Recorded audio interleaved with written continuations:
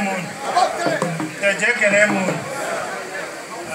Kan kene modu. Committee.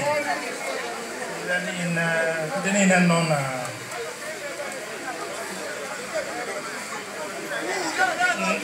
Ndi ojian.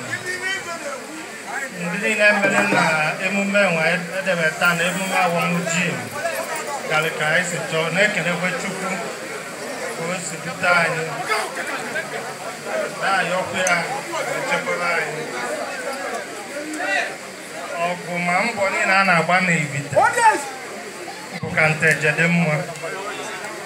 Nteje ya dị mma ya bụ ebe anyị bụ.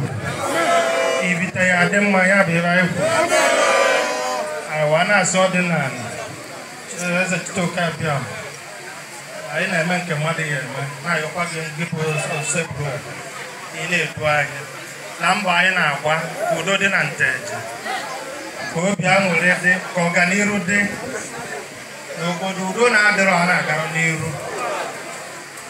Ọ mara ibe ka ụtọ nwanne bụ nwanne ya, ka ọ mara nwanne kenegbuo onye nwa ka Nteje si emeri emeri. Wana asunu dalune. Ukwa iji wabia kachuku dunega anyị n'udo na ọṅụ.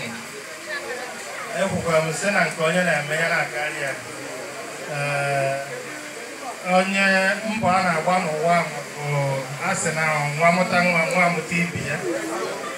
Onye a bụ na ndụ na-aga, ndị nọ ndụ na-eto ogologo. Anyị kwudere Nteje.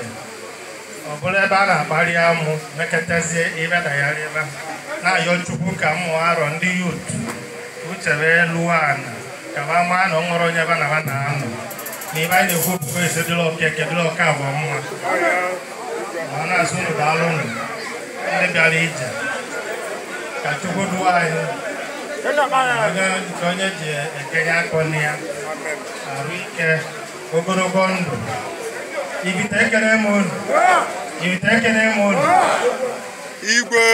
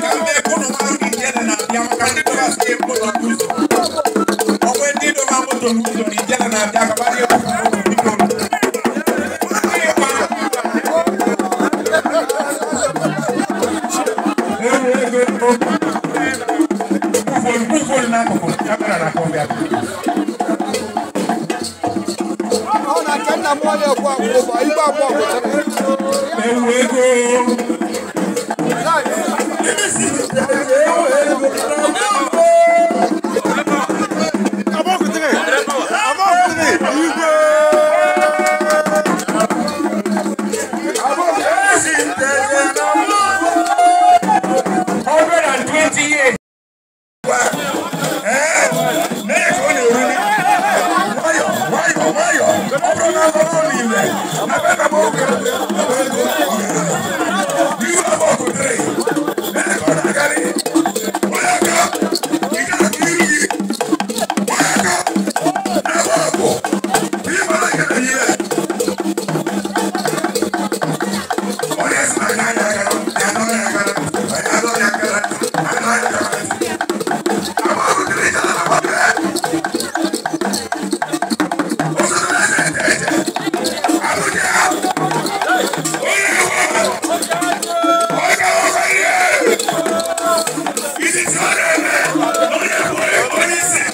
Yeah,